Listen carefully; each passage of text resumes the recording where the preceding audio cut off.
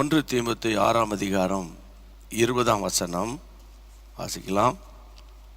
ஓ தீமோத்தேயுவே, உன்னிடத்தில் ஒப்புவிக்கப்பட்டதை நீ காத்துக்கொண்டு சீர்கேடான வீண் பேச்சுகளுக்கும் ஞானமென்று பொய்யாய் பேர் பெற்றிருக்கிற கொள்கையின் விபரீதங்களுக்கும் விலகு. சிலர் அதை பாராட்டி விசுவாசத்தை விட்டு வழுவி போனார்கள். கிருபையானது உன்னோடு கூட இருப்பதாக. சிலர் அதை பாராட்டி விசுவாசத்தை விட்டு விலகி போயிட்டாங்க. தீமோத்தேயுவே, உன்னிடத்தில் கொடுக்கப்பட்டதை ஒப்புவிக்கப்பட்டது நீ காத்து கொள்ளணும்பா அப்படின்னு தீமோத்தேயு பார்த்து சொல்லும்போது, ஆவியானவர் என்னோடு பேசின சத்தியம் என்னன்னு கேட்டா, இந்த கடைசி காலத்தில் தீமோத்தேயுகளை எழுப்பு, தீமோத்தேயு போன்ற ஊழியர்களை விசுவாசிகளை எழுப்பி விடு அப்படின்னு ஆண்டவர் என்னை பாரப்படுத்தினார். நோட்டெல்லாம் வச்சுருப்பீங்க, பெண்ணெல்லாம் வச்சுருப்பீங்க. இப்போது தீமோத்தேயுவை குறித்து இவ்வளோ அழகாக பவுல் சொல்கிறார, அவனுடைய ஸ்பெஷாலிட்டி என்ன? அப்போஸ்தலர் 16:2 அவன் நற்சாட்சி பெற்றவனாயிருந்தான். லிஸ்தரா, இக்கோனியா போன்ற தேசத்தில் உள்ள சகோதரராலே அவன் சாட்சி பெற்றவன். கிறிஸ்தவ வாழ்க்கையில் இருக்கிறதுல ஒரு பெஸ்ட் என்ன சொல்லுங்கன்னா, குட் டெஸ்டிமனி, சாட்சி. எங்கள் அப்பா சம்பாதிப்பார், எங்கள் அப்பா அடிப்பார், உதைப்பார், எங்கள் அம்மா அப்படி குழம்பு செய்வாங்க, அப்படி இப்படி, அதெல்லாம் இல்லை. சாட்சி உள்ள ஒரு வாழ்க்கை, சாட்சி சொல்கிறது ரொம்ப லேசு, சாட்சியாக வாழ்கிறது தான் ரொம்ப முக்கியம். அப்போது நற்சாட்சி பெற்ற ஒரு மனுஷன் தீமோத்தேயு. ரெண்டாவது, தீமோத்தேயு ஒரு விசுவாசியாகவே வாழ்ந்து தன் ஓட்டத்தை முடிக்கவில்லை. இதுதான் ரொம்ப ரொம்ப முக்கியமாக கவனிக்கணும். நீங்கள் ஒரு சிஎஸ்ஐ மெம்பரா, நீங்கள் கத்தோலிக்க மெம்பரா, ப்ராட்டஸ்டண்டா, ஆங்கிலிக்கனா, பிரிஸ்பெரியனா, அசம்பிளிஸ் ஆஃப் காடா, அல்லது செவன்த் டேவா, அல்லது பிரதரன் குரூப்பா, அல்லது கர்த்தருடைய பிள்ளைகளை டிபிஎம் சபைக்கு போகிறீங்களா, நீங்கள் விசுவாசிகளாகவே மெம்பராக இருந்து மரிப்பது தேவ சித்தமில்லை. திரும்ப சொல்கிறேன், சாதாரண விசுவாசியாக இருந்து தன் ஓட்டத்தை முடிப்பது தேவ சித்தமில்லை. நீங்கள் தேவனுடைய சீடனாய் மாறணும்னா சீஷர்களை போல, படத்தில் காட்டுற சீஷர்களை போல தாடி வளர்த்து ஒரு அங்கிலாம் போட்டு அந்த ட்ராமாலாம் தேவை கிடையாது. சீடன் யார்? கர்த்தருடைய பிள்ளைகளே, நான் அன்னைக்கு நைட் ப்ரேயரில் பேசினேன். யோவான் 13:35 ஒருவரில் ஒருவர் அன்புள்ளவர்களாக இருந்தால் நீங்கள் எனக்கு சீஷர்களாக இருப்பீர்கள். இதுதான் வசனம். அடுத்தது, சீஷர்கள் யார்? யோவான் 8:31 சொன்னேன். என் உபதேசத்தில் நிலைத்திருந்தால் நீங்கள் சீஷராக இருப்பீங்கன்னு சொன்னேன். கர்த்தருடைய உபதேசம், ரட்சிப்பு. எந்த சர்ச்சில் வேணா இருங்க, ஐ டோன்ட் பாதர். மறுபடி சொல்கிறேன், எங்கள் சர்ச்சில் இல்லை, உங்கள் சர்ச்சில் இல்லைன்னு சர்ச்சை கட்டி பிடிச்சிட்டு இருக்காதீங்க. ஆமாம், கர்த்தருடைய வார்த்தையை பிடிங்க. அப்போது பிரியமானவர்களே, அப்போ உபதேசத்தில் நிலைத்திருக்கிறது, டாக்டரின்ல, வேர்டில் நம்ம நிலைச்சி நிற்கணும். அவன் தான் சீஷன். வசனம் தெரியாமல் நான் சிலரை கேட்பேன், சர்ச்சு போனீங்களா? போகணும். என்ன பாஸ்டர் பேசினார்? நல்லா பேசினார். என்ன பேசினார்? விசுவாசத்தை பற்றி பேசினார். அதான் என்ன பேசினார்? விசுவாசத்தை பற்றி பேசினார். அதான் நல்லா இருந்தது அப்படின்னா அவன் பிரசங்கத்தை கவனிக்கலன்னு அர்த்தம், அவன் மண்டையில் ஏறலன்னு அர்த்தம். யார் சீஷர்கள்? யோவான் 15:8 அதாவது, நீங்கள் கனி கொடுத்தால் எனக்கு சீஷராக இருப்பீர்கள். அந்த ஃப்ரூட்ஃபுல் லைஃப்.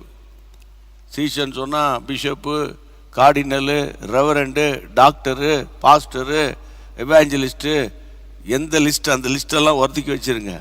இப்போ நான் சொன்ன அன்பு, உபதேசம், கனி, இந்த லிஸ்ட்டில் இருக்கிறோமா நம்ம பார்க்கணும்.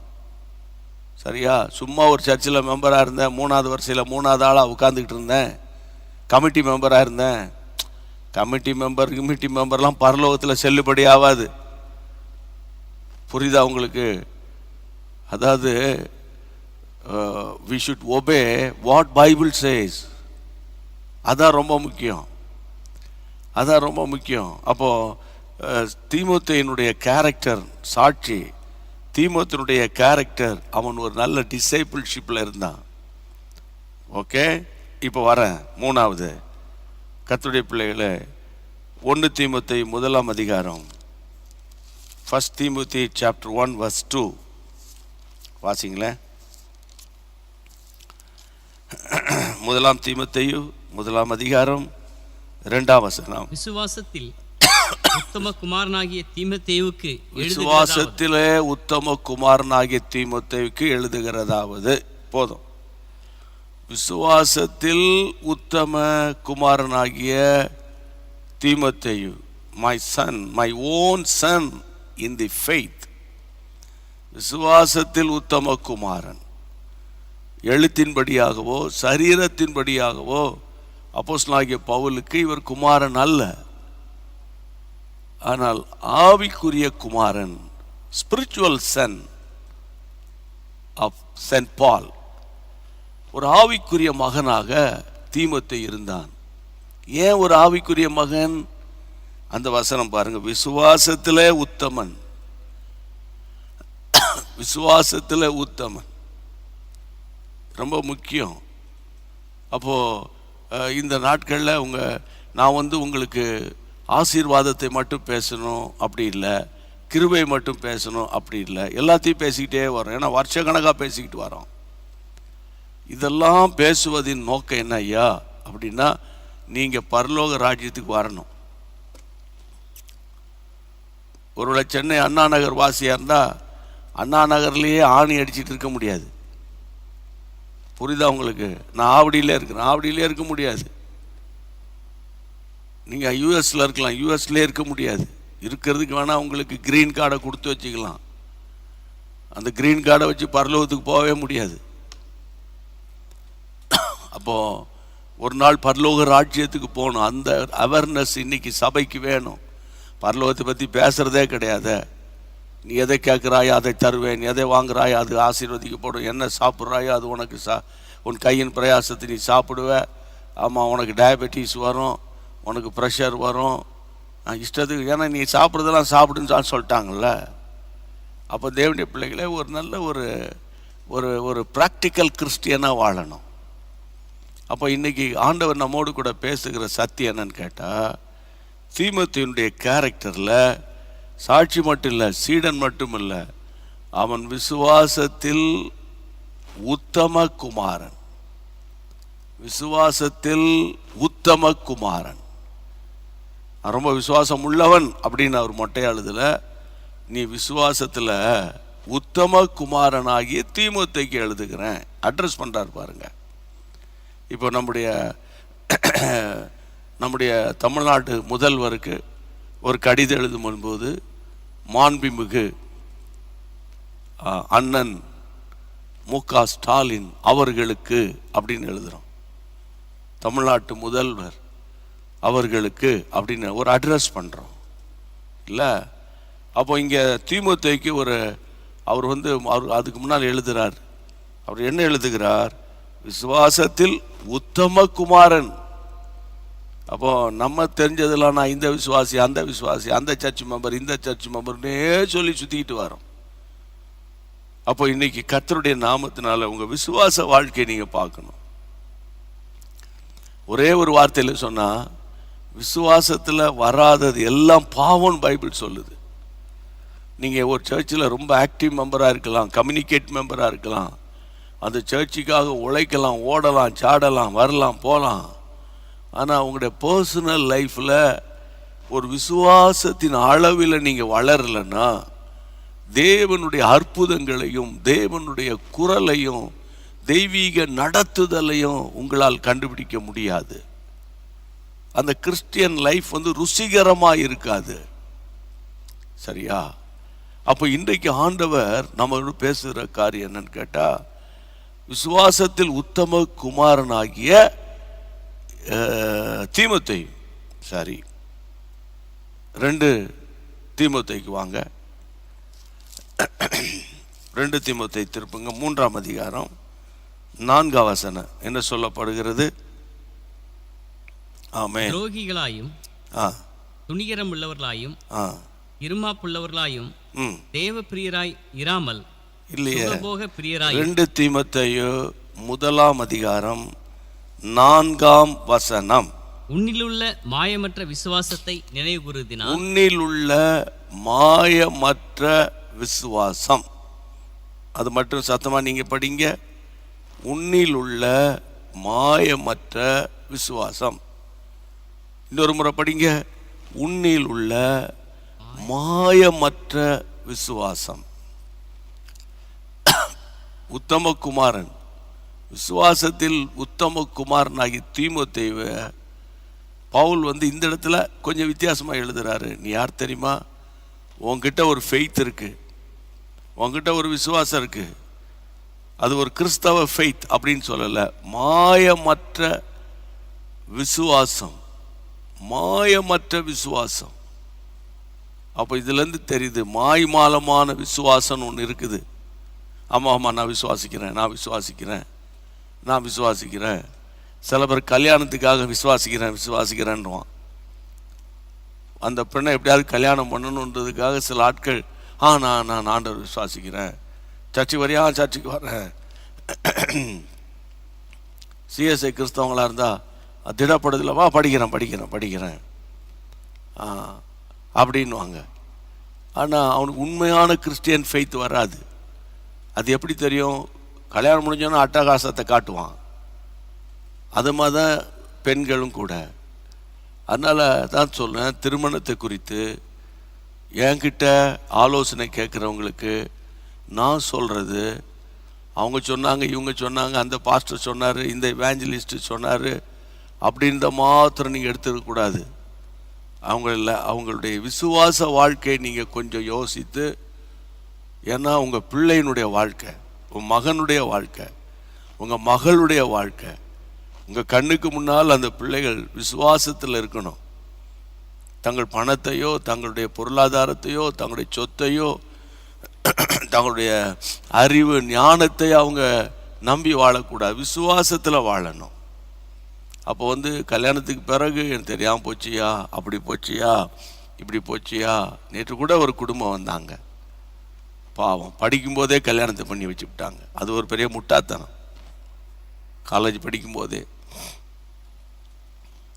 திருமணத்துக்கு பிறகுதான் தெரியுது அந்த சகோதரன் தவறான வாழ்க்கையில் கிடக்கிறார். எப்படி இருக்கும் நரக வேதனை. இப்போ வாழாமல் வீட்டுக்கு வந்துட்டா சின்ன வயசில். அப்போ இன்னைக்கு நான் நல்ல பாரத்தோடு உங்களோடு பேசுகிறேன். உன்னில் உள்ள மாயமற்ற விசுவாசம். சில பேர் பணத்துக்காக இயேசு விசுவாசிப்பாங்க, வேலைக்காக விசுவாசிப்பாங்க. நல்லா புரிஞ்சுக்கோங்க, காரியம் ஆற வரைக்கும் காலை பிடிக்கிறேன்னு சொல்கிற மாதிரி வேலைக்காக, பணத்துக்காக அப்போல்லாம் விசுவாச வசனங்கள்லாம் சொல்லி ஜெபிக்கிறது. ஏன்னா இன்றைக்கி நேற்றா பைபிள் படிக்கிறாங்க, நிறைய பைபிளை படித்து அந்த வசனங்களெல்லாம் சொல்லி ஆண்டவரை ஏமாற்றலான்னு பார்க்குறது. அப்படின்னு சிலர் ஆண்டவரை ஏமாற்றிடுவான். ஆண்டவர் மனதுருகிற தேவன். நான் உண்மையாக இருப்பாண்டவரே, நான் சரியாக இருப்பாண்டவரே, எனக்கு இது சுகமாயிட்டுன்னா நான் நம்முடைய ராஜ்யத்துக்கு பிரயோஜனமாக இருப்பாண்டவரே, அப்புறம் ஏமாற்றிடுவான் ஆண்டவரை. கர்த்தருடைய பிள்ளைகளே, அதனால தான் பவுல் எழுதும்போது, நான் உண்மை உள்ளவன் என்று எண்ணி இந்த கனமான ஊழியத்துக்கு கர்த்தர் என்னை அழைத்தார். அப்போ இன்னைக்கு கர்த்தருடைய நாமத்தினால உங்கள் விசுவாசத்தை கொஞ்சம் நீங்கள் சோதித்து பாருங்கள்.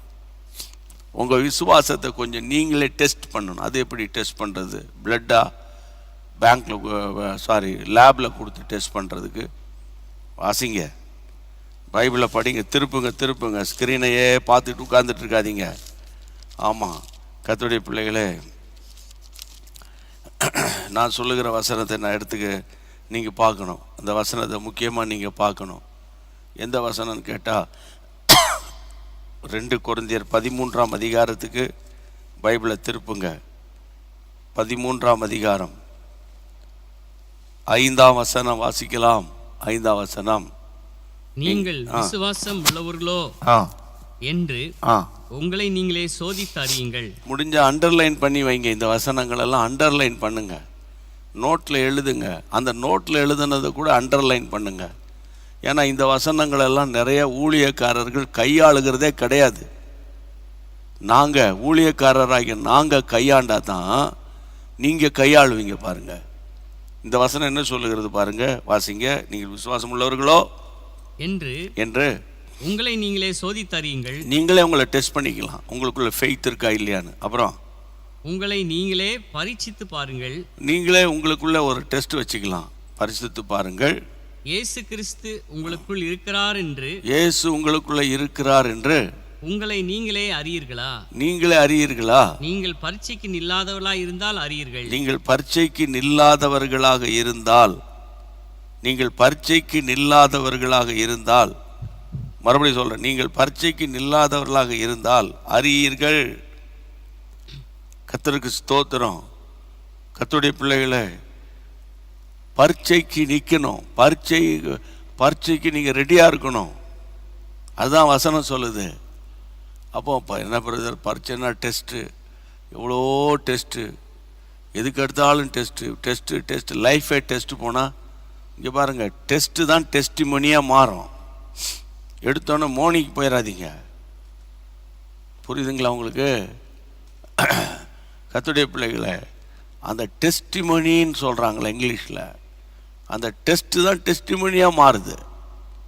இன்றைக்கி பிரகாசிக்கிற ஊழியர்களை விசாரித்து கேளுங்க, பிரகாசிக்கிற விசுவாசிகளை போய் உட்காந்து பேசி பாருங்க. அவங்க லைஃப்பில் அவங்க காண்கிற டெஸ்டிமோனி, அவங்க டெஸ்ட்டு. அப்போது இன்றைக்கி எவ்வளோ அழகான வசனம். உங்களுக்குள்ள விசுவாசம் இருக்கா இல்லையா நீங்களே சோதித்து பாருங்கள், நீங்கள் உங்களை பரிசித்து பாருங்கள். இயேசு உங்களுக்குள்ளே இருக்கிறார் என்று உங்களை நீங்களே அறியீர்களா? நீங்கள் பரீட்சைக்கு நில்லாமல் இருந்தால் உங்களுக்கு புரியாதுப்பா. ஆக மொத்தம் பரீட்சை எழுதுனாதான்ப்பா எவ்வளோ மார்க் வருதுன்னு பார்க்கலாம் அப்படின்னு சொல்கிறார். அப்போது விசுவாசம் பரீட்சையின் அடிப்படையில் உங்களுக்குள்ள விசுவாசத்தின் வல்லமை இருக்கா இல்லையான்னு பரீட்சை வச்சாதான் தெரியும். இதுக்கு வேறு மாதிரி வேறு யாராவது அதெல்லாம் கிடையாது, நீ சொல்கிறதெல்லாம் நடக்கும், நீ அது மந்திரம் தந்திர பிரசங்கம். அது கேட்குறதுக்கு காதுக்கு இனிமையாக இருக்கும். அப்படிப்பட்ட பிரசங்கியார்கள் பணக்காரன் ஆகிட்டு போயிடுவான். கேட்குறவன் அப்படி யாரும் வாயை பழந்துட்டு உட்கார்ந்துருக்க வேண்டியதுதான்.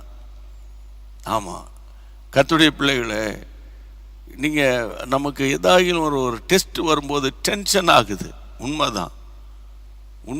நானும் 42 வருஷம் அனுபவத்தை வச்சு பேசுகிறேன். ஆமாம், ரட்சிக்கப்பட்டு 42 வருஷம் முடிஞ்சிருச்சு ரட்சிக்கப்பட்டு.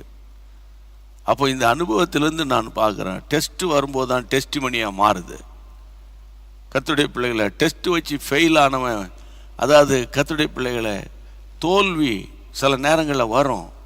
கர்த்தரை அனுமதிப்பார். அப்படின்னா என்ன அர்த்தம்? சில ஜெபங்களுக்கு பதில் ஆப்போசிட்டாக வந்துடும். ஐயோ நான் தோற்று போயிட்டேன்னு நம்ம சொல்லுவோம். ஆனால் ஒரு நாளும் ஒரு விசுவாசி தோற்கடிப்பது இல்லை. ஒரு நாள் ஒரு விசுவாசியும் ஊழியக்காரனும் தோற்று போவது இல்லை. ஆமேன். ஆண்டவர் செய்கிற காரியம் ஆச்சரியமாக இருக்கும். உதாரணத்துக்கு லூக்கா 8ஆம் அதிகாரம் திருப்புங்க. நான் திருப்பிக்கிறேன். லூக்கா எழுதின சுவிசேஷம் 8ஆம் அதிகாரத்தில் வாசிக்க வேண்டிய வசனம் 24ஆம் வசனம் வாசிங்க. அவர்கள் அவரிடத்தில் வந்து, ஐயரே ஐயரே மடிந்து போகிறோம், ஐயரே நாங்கள் மடிந்து போகிறோம் என்று அவரை எழுப்பினார்கள். அவர் எழுந்து காற்றையும் ஜலத்தின் கொந்தளிப்பையும் அதட்டினார். உடனே அவைகள் நின்று போய் அமைதல் உண்டாயிற்று. அவர் அவர்களை நோக்கி உங்கள் விசுவாசம் எங்கே என்றார். அவர்கள் பயந்து ஆச்சரியப்பட்டு இவர் யாரோ காற்றுக்கும் ஜலத்துக்கும் கட்டளையிடுகிறார், அவைகளும் இவருக்கு கீழ்ப்படுகிறதே, அவைகள் இவர்களுக்கு கீழ்ப்படுகிறது என்று ஒருவரோடு சொல்லிக் கொண்டார்கள். ஆமா பிரியமானவர்களே, காற்றும் ஜலமும் கீழ்ப்படுகிறத நீங்க பார்க்கணும்னா இந்த போட்ல ஏறி தான் ஆகணும். காற்றும் ஜலமும் கீழ்ப்படுகிறத பார்க்கணும்.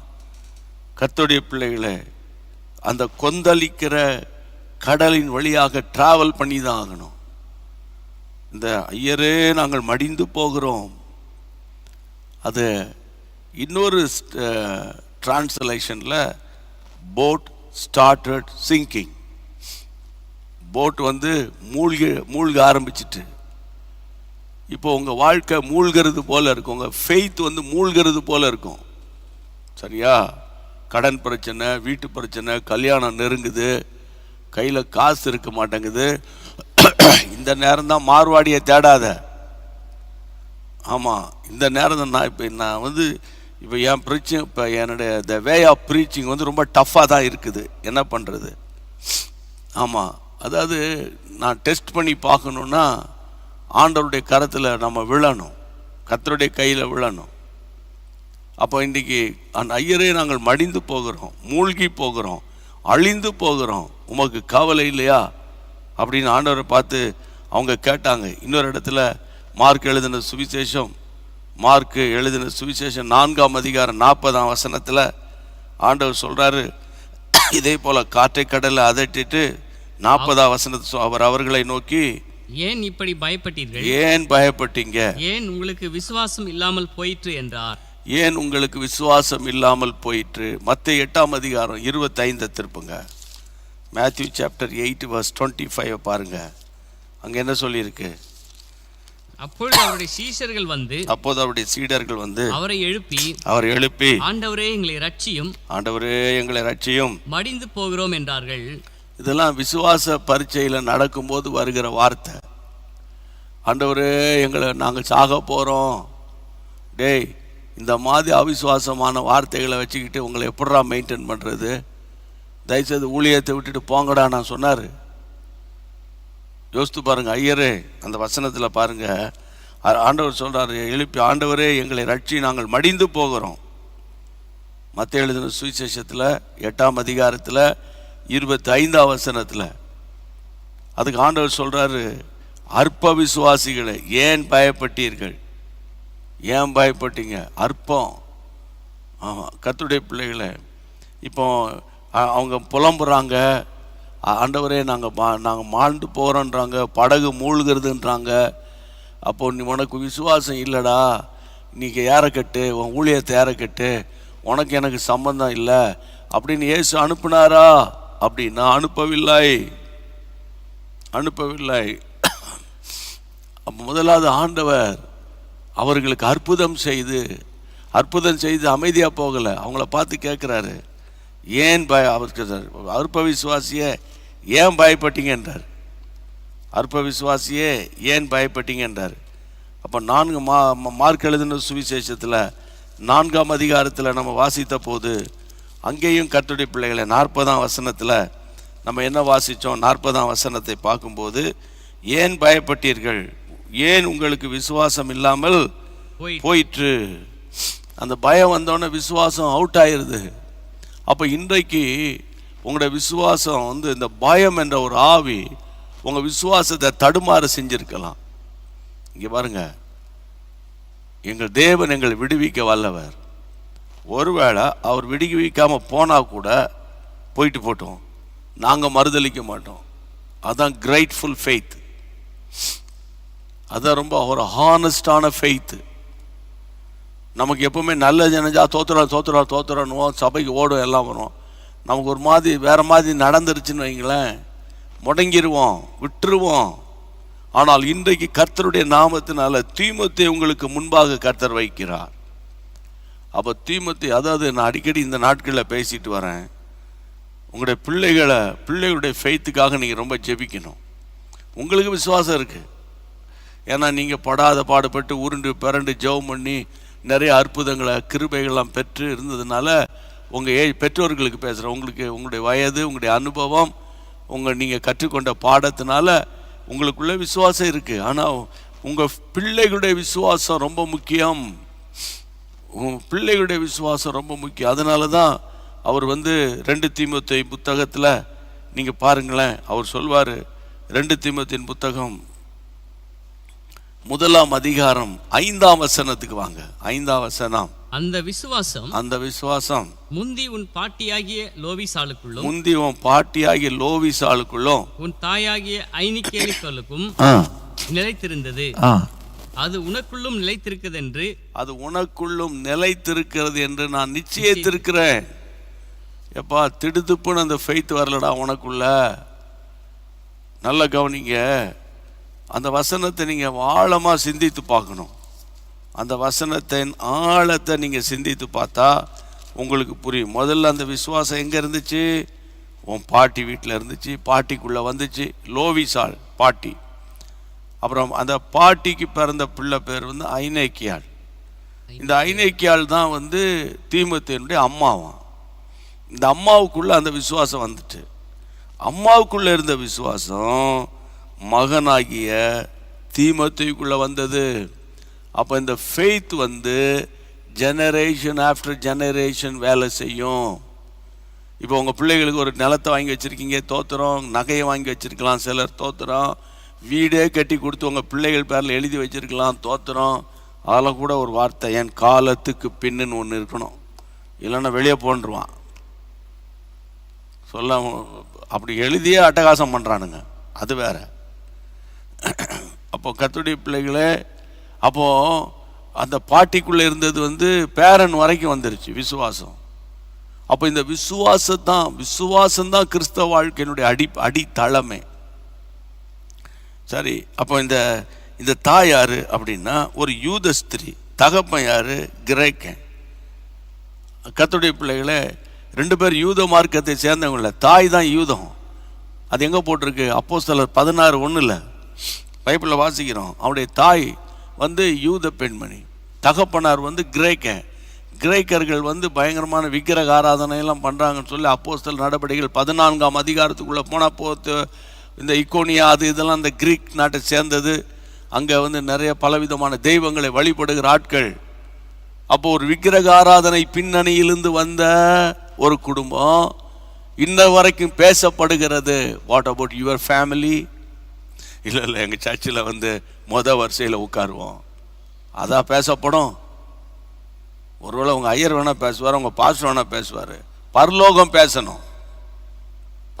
பேசணும். அப்போ இன்றைக்கு நம்ம கர்த்தருடைய நாமத்தினால நிறைய பேர் சோதனை கண்டு சோர்ந்து போயிட்டீங்க. அதுதான் என்னுடைய இருதயத்தின் பாரம். சோதனை கண்டு சோர்ந்து போயிட்டீங்க. சோதனை வந்து சோர்வை கொண்டு வரும், தப்பே கிடையாது, சோர்வு வரும். இப்போ உங்களுக்கு வராதா பிரதர்? அது ஏன் கேட்குறீங்க? 1 2 போராட்டம் வருது, சோர்வு வருது, கேள்விகள் வருது, சந்தேகம் வருது.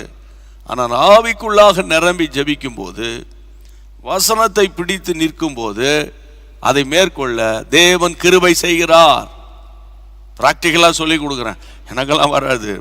நான் வந்து நைட்டெல்லாம் வந்து பரலோகத்துக்கு போயிடுவேன். சாயந்தரம் 5 மணிக்கு தான், காலையில் விடிய காலை 5 மணிக்கு தான் கீழே இறங்கி வருவேன். பிரசங்கம் பண்ணல. கர்த்தருடைய பிள்ளைகளை, நாம் பாடுள்ள மனிதர்கள். அப்போ இன்றைக்கு கற்றுக்கொள்ளுகிற பாடம் என்னன்னு கேட்டால், தீமோத்தேயு ஒரு விசுவாசத்தில் கர்த்தருடைய ராஜ்யத்தை கட்டினான். விசுவாசம், உத்தமகுமாரன், விசுவாசத்தில் உத்தமகுமாரன், மாயமற்ற விசுவாசம்.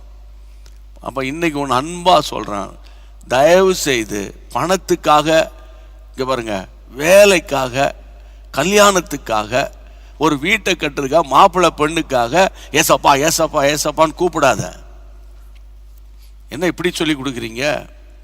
ஏன்னா அதுக்கு மட்டும் கூப்பிட்டா அந்த அற்புதம் நடந்தோடனே உன்னை தேட வேண்டியிருக்கும். சர்ச்சில் தேடணும், பரலோகமே தேடணும். இவன் எங்கடா இருக்கான்னு.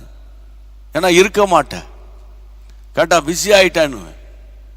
இன்னொரு பக்கம் சொல்றேன், இந்த மாதிரி உலகத்துக்கு அடுத்த ஆசீர்வாதத்துக்காக ஜீசஸ் தேவையில்லைன்றேன் நான்.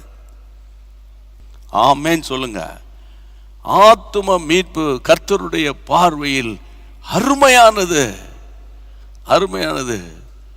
ஆமா, நீங்க ஒரு பெரிய பங்களாவை கட்டி அந்த பங்களா மேலேயே உங்க ஹெலிகாப்டர் வந்து இறங்கினாலும் சரியா, அந்த ஹெலிகாப்டர்ல உங்களுடைய பிரேதத்தை தூக்கிட்டு போனாலும் ஒரு நாள் அந்த கல்லறை குழிக்கு தான் போகணும். இதுதான் மனுஷனுடைய ஒரு வாழ்க்கை. மனுஷனுடைய வாழ்க்கை. அப்போ நமக்கு பைபிள் ஆண்டவர் சொல்லியிருக்கிறாரு, ஆத்துமா மீட்பு. விசுவாச வாழ்க்கையில் வளர வளர வளர உங்கள் ஆத்துமா ஃப்ரெஷ்ஷாக இருக்கும். உங்கள் ஆத்துமாவில் ஒரு அறிவு இருக்கும், ஆத்துமாவில் பலன் இருக்கும், ஆத்துமாவில் சந்தோஷம் இருக்கும். அந்த ஆத்துமா தான் பரலோக ராஜ்யத்துக்கு போகும். ஆமென். சரீரம் மண்ணுக்கு மண்ணா போகும், புழுதிக்கு புழுதியா போகும். ஆனால் ஆத்துமா, தட் இஸ் கிறிஸ்டியானிட்டி. உங்க ஆத்துமா எப்படி இருக்கு? உங்க ஆத்துமா எப்படி இருக்கு? நம்ம தண்ணி அடிக்கிறவனையும் அடக்க ஆராதனையில் பாஸ்டர் வந்து சொல்லுவார், அவங்க பரலோகத்துக்கு போயிட்டாங்க, அங்கேருந்து சிரிச்சுக்கிட்டு இருக்கிறாங்க. அங்கெல்லாம் சிரிக்கிறதுலாம் இல்லை. புரியுதா உங்களுக்கு? நைட்டு மகளும் ஒய்ஃபு போட்டு அடிச்சிருப்பான், இல்லைன்னா ஒய்ஃப் அடிச்சிருப்பா, அவள் இறந்தாலும் அவங்க கத்தருக்குள்ளே மறைச்சிட்டாங்கன்னு. அது எப்படி? அது எப்படி? அது எப்படிங்கிற? அப்போ இன்றைக்கு இந்த கடைசி காலத்தில் பிரியமானவர்களே, ஏதோ பொண்ணுக்காக, பொருளுக்காக, வேலைக்காக, ஏதோ உலக ஆசீர்வாதத்துக்காக இயேசு இயேசு இயேசுன்னு வந்துட்டு உங்களுடைய ஆத்துமாவை மிஸ் பண்ணிடாதீங்க. உங்கள் ஆத்துமாவை உயிர்ப்பிக்கிறது உங்களுடைய விசுவாச வாழ்க்கை. ஆமென். விசுவாசிங்க. என்னை ஆண்டவர் அழைத்த போது என்னுடைய எல்லா சர்டிஃபிகேட்லாம் யூனிவர்சிட்டியில் விட்டுட்டு வந்தவன். புரியுதா உங்களுக்கு? ஒரு பிளைண்டாக கர்த்தருடைய ஊழியத்தில் கால் எடுத்து வச்சேன். எனக்கு இப்படி வரும் இப்படி வரும், டெய்லி ஆன்லைனில் பேசுவேன், இத்தனை ஆயிரம் மக்களை சந்திப்பேன். எனக்கு தெரியாது. ஆண்டவர் ஒன்றே ஒன்று சொன்னார், சுவிசேஷம் அறிவிக்க ஆள் தேவை. ஆமாம், சுகபோக வாழ்க்கைக்கு போதும், நீ என்னை தேடு. உபத்திரம் உண்டு உனக்கு, நெருக்கம் உண்டு உனக்கு, போராட்டம் உண்டு உனக்கு. ஆனால் ஆத்துமாக்கு ஆதாயத்துக்காக நான் உன்னை ஊழியத்துக்கு அழைக்கிறேன்னு ஆண்டவர் சொல்லும்போது, அதுலேருந்து அவருடைய சத்தத்தை கேட்டு வர்றதுக்கு அவர் தான் கிருபை பாராட்டினார். என்கிட்ட ஒன்றுமே கிடையாது, அவர் ஒருவரே கிருபை பாராட்டினார். அப்போ 1000 கஷ்டம், 1000 போராட்டம் இல்லை, 1000 வேதனை, இழப்பு, உங்களுக்கு தெரியும், பலவிதமான tragedy, agony, painful path. But Lord is so faithful my dear. இந்த நாட்களில் உங்களுக்கு சொல்கிறேன், நீ யாரையும் நம்பாதீங்க. மனுஷனை ஐயோ நம்ப, சொந்தக்காரனை ஐயோயோயோ நம்பாதீங்க, யாரையுமே நம்பாதீங்க. எல்லாம் அந்த நேரத்துக்கு தான், எல்லாமே அந்த நேரத்துக்கு தான். அதனால தான் நான் எல்லாம் உங்களுக்கு நான் வந்து ஓப்பனாக நான் உங்களோடு கூட பேசிக்கிட்டு இருக்கேன். நான் நம்புகிறது அவராலே வரும், அப்படி சொல்லுங்க. சங்கீதத்தில் தாவீது சொன்னார்ல, நான் நம்புகிறது அவரால் வரும். ஆமாம், தாத்தா அவரால், பாட்டி வரணும், மகளால் வரும், மகனால் வரும், அப்பாவில் அம்மாவில் வரும், மாமியாரால் வரும், ஐயோ ரொம்ப டேஞ்சரு, மாமனாரால் வரும், அங்கே வரும், இங்கே வரும். நான் நம்புகிறது அவரால் வரும். ஆமென். அதனால் பிளைண்டாக ஏசப்பா நம்புங்க, பிளைண்டாக நம்புங்க. கர்த்தருக்கு மகிமை உண்டாகட்டும். உங்கள் பிள்ளைகள் படிப்பாங்க, உங்கள் பிள்ளைகளை நல்லா படிக்க வைப்பீங்க. நீங்கள் கர்த்தர் உதவி செய்வார், உதவி செய்வார். அப்படியா சொல்கிறீங்க பிரதர்? ரொம்ப நன்றி பிரதர். இப்படி இதே மாதிரி பேசுங்களேன். என் இருதயத்துக்கு எதமாக இருக்குது, எதமாக இருக்கும். ஆனால் ஆண்டவர் எங்கெங்கே பதம் பார்க்கணுமோ அங்கே பதம் பார்ப்பார். ஆமாம், அடிக்கடி அவர் வந்து பரீட்சை வைப்பார், அடிக்கடி போராட்டங்கள் வரும். பைபிள் அப்படி தான் பிரதர் சொல்லுது. ஆமாம், பைபிள் வந்து சாம் ஜெபத்துரை அண்ணன் சொல்லுவாங்க, இந்த பைபிள் வந்து ஒரு யுத்த புத்தகமும். அங்கே அது நியூ டெஸ்ட்மெண்ட்டாக இருக்கட்டும், ஓல்டு டெஸ்ட்மெண்ட்டாக இருக்கட்டும். நிறைய பேர் சொல்லுவாங்க, அவனுக்கு பாடு இல்லை, துன்பம் இல்லை, அவர் எல்லா சிலுவையில செஞ்சு முடிச்சிட்டாரு, நீ வந்து எடுத்து சாப்பிடு. ஆமாம், ஃப்ரிட்ஜில் சூடாக்கி சூடாக்கி சூடாக்கி சாப்பிடு. அது கூட அமெரிக்காவில் இப்போ சொல்கிறாங்க, ஒரு வாரத்துக்கு மேலே சூடாக்கி சாப்பிட்டா அதில் பாய்சன் வருன்றானுங்க. அவன் தான் கண்டுபிடிப்பான், அவனே அதுக்கு ஆப்போனண்ட்டாக ஏதாவது ஒன்று பண்ணுவான். அது அமெரிக்கா. புரியுதா உங்களுக்கு? சுகர் ஃப்ரீ தயார் பண்ணுவானுங்க, டயபெட்டிஸ்லாம் அதை யூஸ் பண்ணுங்கன்னுங்க. ஒரு வருஷம் கழிச்சு நோனோன்னு அதை யூஸ் பண்ணக்கூடாது, அதுக்கு பதில் இப்போ ஒன்று புதுசாக வந்துருக்குது, புதுசாக ரிசர்ச் பண்ணியிருக்கிறாங்க, அது பண்ணுங்கன்னுவானுங்க. அது ஒரு வருஷம் பிஸ்னஸ் பண்ணுவானுங்க. நான் என்ன உங்களுக்கு சொல்கிறேன், விசுவாசத்தில் நிலைத்திருங்கள்.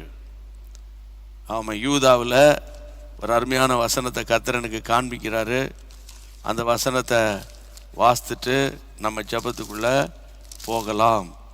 ஆமென். ஆண்டவருக்கு ஸ்தோத்திரம். கர்த்தருக்கு மகிமை உண்டாக. யூதா, அந்த யூதாவின் நிருபம் 3ஆம் வசனம்.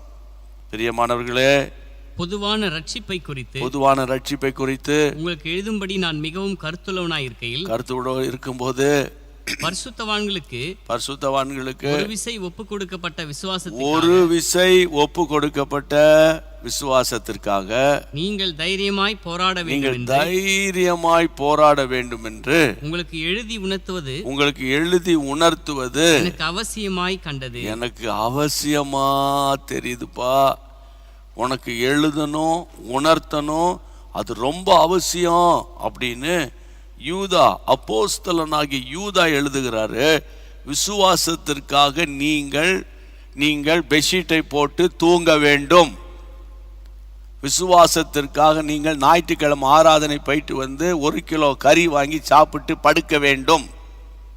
விசுவாசத்திற்காக நீங்க கொடைக்கானல்ல போய் ஓய்வெடுக்க வேண்டும். நல்ல கவனிங்க. விசுவாசத்திற்காக நீங்கள் தைரியமாய் போராடணும். ஆமென் சொல்லுங்க. தைரியமாய் போராடணும். அப்ப ஏன் போராடணுங்கிற அந்த வேர்டை அவங்க யூஸ் பண்றாங்க? ஏன் போறாங்க? விசுவாசத்துல தைரியமா இருங்க அப்படின்னு சொல்லு. விசுவாசத்திற்காக நீங்க போராடுங்க.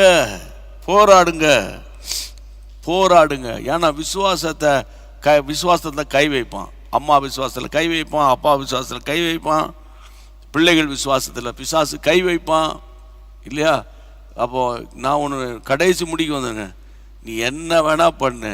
யோபு சொல்றாரு, அவன் உத்தமனும் சன்மார்க்கனும் கர்த்தருக்கு பயந்து நடக்கிற மனுஷனாக இருந்தான்.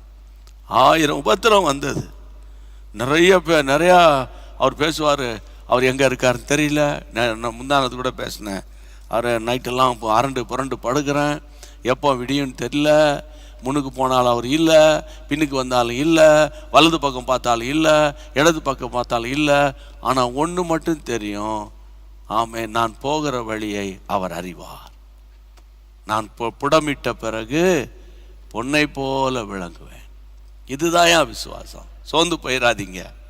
ஜெபம் பண்ணலாமா? தீமோத்தேயுக்குள்ளே இருந்த ஸ்பெஷாலிட்டி அதுதான். அதனால் கர்த்தர் உங்கள் மேலே வைத்த நோக்கம் நிறைவேறுகிற வரைக்கும் உயிர் போகாது. தைரியமாக சொல்கிறேன், உயிர் போகாது. உங்களை கொண்டு நிறைவேற்ற வேண்டிய வேலைகள்லாம் இருக்குது. அதை நிறைவேற்றி முடிக்கிற வரைக்கும் கர்த்தர் நடத்துவார். செட்டில் பண்ணிட்டார்னா எடுத்துருவார். ஐயோ அப்படிலாம் பேசாதீங்க. என்னத்தை பேச சொல்கிறீங்க? அப்போ என்னத்தை பேச சொல்கிறீங்க? ஆமாம், மகா அலெக்சாண்டர் எத்தனையோ நாடுகளை தன் கைக்குள்ளே வைத்து இருந்தவன். நீங்களும் அந்த ஸ்டோரியை படிச்சிருப்பீங்க. அவன் சொல்கிறான், நான் மறிக்கும்போது கடைசியாக இந்தியாவுக்கு வந்து யுத்தம் பண்ணிட்டு போகும்போது தான் பயங்கரமான காய்ச்சல். அதில் மறித்து போன போது என் சடலத்தில் பெட்டியில் வச்சுட்டு என் கையங்காலெல்லாம் உள்ளே வச்சுட்டு என் வலது கையை மாத்திரம் வெளியே நீட்டி நீங்கள் அப்படியே கொண்டு போங்கன்னு. ஏன் ராஜாவே நான் நாடுகளெல்லாம் நான் யுத்தம் பண்ணி நான் வந்து பெரிய ஆளாக இருந்தாலும் கொண்டு வந்தது ஒன்றுமில்லை, கொண்டு போகிறது ஒன்றுமில்லை. அப்போ இந்த ஆத்துமா மட்டும் ரட்சிக்கப்பட்டு இருந்தா, ஆமென், இந்த உலகம் ஓட்ட முடிஞ்ச உடனே பரலோகத்துக்கு அந்த ஆத்துமா போயிடும். இளைப்பாறுதல் ஸ்தலத்தில் இருக்கும். ஆமென். கர்த்தருக்கு ஸ்தோத்திரம். இந்த நம்பிக்கையோடு கூட ஒவ்வொரு நாளும் விசுவாசத்தோடு அந்த கட்டிலில் படுத்திருந்தா, அந்த காலை தரையில் வைப்பீங்கல்ல, ஸ்தோத்திரம், இந்த நாள் முழுவதும் நீர் நடத்துவீர்.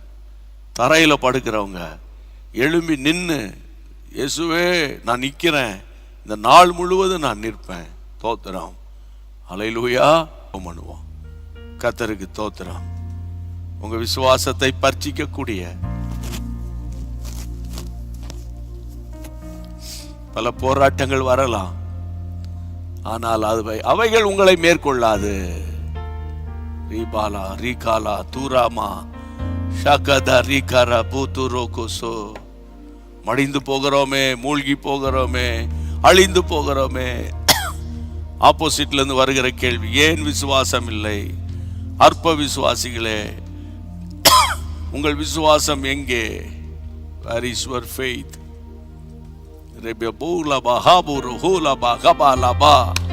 தீமோத்தேயை அழைத்தவரே, எங்களை அழைத்திருக்கிறீங்கப்பா. சில நேரங்களில் நாங்கள் ரொம்ப தடுமாறிடுறோம்ப்பா. சில நேரங்கள் ரொம்ப அப்செட் ஆயிடுறோம்ப்பா. சில நேரங்களில் நாங்கள் கேட்டது கிடைக்கலன்னொன்னே நாங்கள் ரொம்ப ஃபெடப் ஆகி போயிடுறோம்ப்பா. ஆனால் நீங்கள் எங்களுக்கு செய்கிற காரியம் எல்லாமே நேர்த்தியாக தான் இருக்குன்னு எங்களுக்கு தெரியும். ஆனால் அந்த அக்செப்டன்ஸுக்குள்ளே எங்களால் வர முடியலப்பா. ஆகிலும் ஆகிலும் என் மீட்பர் உயிரோடு இருக்கிறே. ரீமாமோ கோரோ கோலோ ஹோரோ ஹோரோ. ஆகிலோ என் மீட்பர், சொல்லுங்க, என் மீட்பர் உயிரோடு இருக்கிறே. நான் உபத்திரவப்பட்டது நல்லது, இதனால் உம்முடைய பிரமாணங்கள் எல்லாம் நான் கற்றுக்கொண்டேன். ஹல்லேலூயா. என் விசுவாசம் என் பிள்ளைக்குள்ள வரணும், என் விசுவாசம் என் பேரனுக்குள்ள வரணும். ஆண்டவரே, எனக்குள்ள இருக்கிற விசுவாசம் 10 மடங்கு அதிகரிக்கணும். அவிசுவாசமான எண்ணம், அவிசுவாசமான பார்வை, அவிசுவாசமான பேச்சு, அவிசுவாசமான கிரியைகள் எல்லாவற்றையும் மேற்கொள்ள எனக்கு கிருபை தாரும் ஆண்டவரே. இதுவரைக்கும் செயல்படாத உறுப்புகள் இனி செயல்படும். இதுவரைக்கும் செட்டில்மெண்ட் ஆகாத கேசஸ் செட்டில் ஆகும். இதுவரைக்கும் விற்கப்படாத நிலங்கள் விற்கப்படும். இதுவரைக்கும் திருந்தாத என் புருஷனும் பிள்ளைகளும் திருந்திடுவாங்க. இதுவரைக்கும் நடக்காத திருமணம் நடப்பதற்கு தேதி குறிக்கப்படும். இதுவரைக்கும் நிறைவேறாத அற்புதங்கள் நிறைவேறும். இந்த எண்ணத்தோடு மறுபடியும் நெஞ்சமே நீ அஞ்சிடாதே, அஞ்சம் இயேசு உன் அரணே. நெஞ்சமே நீ அஞ்சிடாதே, அஞ்சம் இயேசு உன் அரணே.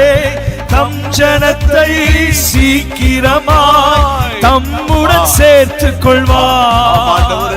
தம் ஜனத்தை சீக்கிரமாய் தம்முடன் சேர்த்துக் கொள்வார். விசுவாசியே நீ பதறாதே, விசுவாசியே நீ கலங்காதே, விசுவாசியே நீ பதறாதே, விசுவாசியே நீ கலங்காதே. விசுவாசத்தால் நீதிமான் என்றும் என்றும் பிழைப்பார். விசுவாசத்தால் நீதிமான் என்றும் என்றும் பிழைப்பார்.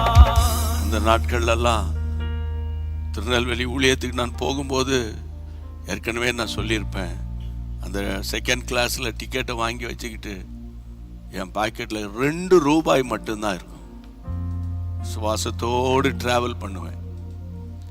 அன்னைக்கு மட்டும் இல்லை, எங்கே போனாலும் அந்த காலங்களில் அந்த ஆன்வேர்டு போகிறதுக்கு மட்டும்தான் அந்த டிக்கெட்டை வாங்கி பாக்கெட்டில் வச்சுக்கிட்டு விசுவாசத்தோடு போவேன். ஆனால் ஒரு நாளும் கர்த்தர் வெட்கப்படுத்தவில்லை. உங்களையும் வெட்கப்படுத்துவார் நினைக்கிறீங்க? அப்படியா? வெட்கப்படுத்த மாட்டாரா? தோத்திரம் இல்லை. 2 ரூபாயோட போ, கொஞ்சம் கை மாத்து கொடு, கால் மாத்து கொடு, அந்த மாத்துக்கிறதெல்லாம் கதை கிடையாது. அவர் நடத்துவார். மறுபடி பாடுவோம். மேகம் போன்ற வாக்கு தத்தம் சூழ நின்று காத்திருக்க. மேகம் போன்ற வாக்கு தத்தம் சூழ நின்று காத்திருக்க.